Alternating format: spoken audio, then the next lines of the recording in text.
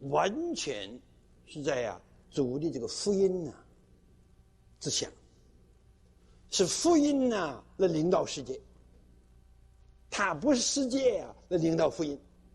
我不是吹水我倒在这件事上有相当的研究，相当研究。那开头呢，主耶稣他还没有降生，更没有受死是不是？那个呢是罗马帝国他那个政治那个世界局面好像是来配合这个神的福音你知道吧？好了，你知道主耶稣没有生以前仅仅的短时间也不过20-30年，罗马帝国才把北非就是埃及的地方完全征服了。那只在所谓的 BC 基督之前20-30年的时候，你读读那个罗马史就到了，是不是？在基督降生以前20-30年前就罗马帝国才把北非洲一带地方征服，那才把地中海稳定下来，特别是所谓的这个迦南美地世界的话，就巴勒斯坦地才定下局面，哪里才有分封的王，哪里才有心腹，在哪里治理。那么这件事呢，对主耶稣的降生很有关系。你们大家都知道吧？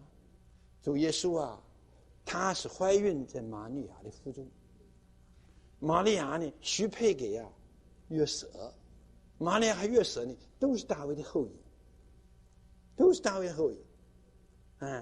那么一个呢所罗门的后裔，大卫的儿子所罗门嘛，是约瑟，约瑟就是他的后裔。另一个呢是这个大卫的后裔他这个儿子叫这个马丹，应该是这样。他是玛利亚的祖宗，大卫2个儿子，一个儿子嘛生出一个后裔是约瑟，还有一个儿子嘛生出一个后裔是女的玛利亚，他们2个结配了。但是当他们结配的时候，完全都是穷人。怎么说他们穷人呢？因为住加利利嘛，就是拿撒勒，是吧？这个约瑟在做木匠完全穷家庭是吧？就主耶稣生下来的时候，来到第8天行割礼来献祭的时候，就献那个布鸽子，他不能献牛献羊，他没有钱献不起就凭他的献祭来说，他是个穷家庭是吧？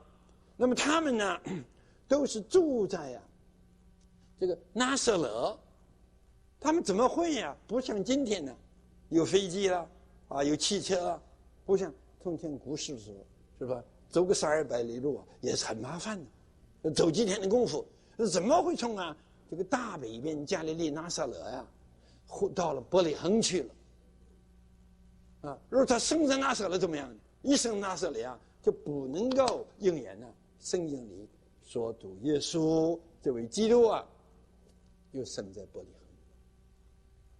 我就举例给你看，就在玛利亚的心孕重了快要生了，就是要临盆了这个罗马帝国他的皇帝奥古斯都就下一个命令，因为那个时候他刚刚把全地中海都平复了，下一个命令要户口调查，户口调查。这户口调查呢，要每一个人就国给国规国土，国给国规国乡。那么你是伯利恒的人你就不能够在拿撒勒，在哪去报户口去？你一定要到伯利恒，因为他们2个人都是大卫的后裔嘛，他是伯利恒人，所以他们就不远千里而来就到了伯利恒了。课建满了，一般人就不懂为什么那个课建满了，因为大家都回来了吗？所以课建没有地方，就把他住在课建里正在那个时候呢，主耶稣生了这个短时间正好在怀孕9个月玛利亚、约瑟都不在伯利恒，都在拿撒勒，是吧？等到要生那个时候呢，忽然罗马皇帝盖撒阿古斯都下一个这个户口调查注册的命令，圣旨下来了。你读读路加第2章就是这样说。我这个举例给你看。所以啊，这个罗马帝国得了天下，这个就叫主耶稣的降生啊，确确实实是降生在他的家乡，祖先的家乡伯利恒，就如同弥迦第5章讲一样，记得生在伯利恒，是吧？就应验了。那么还有这个死呢？就主耶稣死要钉十字架呀，他不钉十字架，有可能旧约的预表不符合了。旧约的预表怎么回事呢？是逾越节吗？逾越节有个羔羊啊，这个羔羊啊，犹太人呢，他杀这个羔羊的时候啊，这逾越节他是把这个羊啊磕弹啊，北方叫磕弹啊，把这个肚子开了，磕弹了，是吧？这一磕弹啊，这前面呢2只啊腿脚啊就变得这样子了，懂不懂？所以啊，就把这个羊啊就钉在2块木头上，一竖一横，这个一竖一横就是十字架，是吧？把前面那条腿啊就钉在横木上，把后面的腿啊站起来就钉在竖木上，就这样钉十字架，羊羔这样钉十字架，这是旧约的预表啊。那么这个世界人的历史啊，从来没有一个民族、没有一个国家呀，处死刑是把人钉十字架，懂吗？那么在旧约里头呢，犹太人呢，他把人处死刑啊，有的是挂在木头上，就挂在杆子上啊，挂在木头上，还不完全这个十字架。只等到罗马帝国成国了，他才有一条律法，懂吗？一条律法什么呢？就是啊，要把这个最重的刑罚的人呢，处他死刑，用十字架钉死。那个是在别国刚刚有用一点点，罗马帝国把它采用来了。实在说这件事啊，也是为着主耶稣的死，刚刚好应验呢。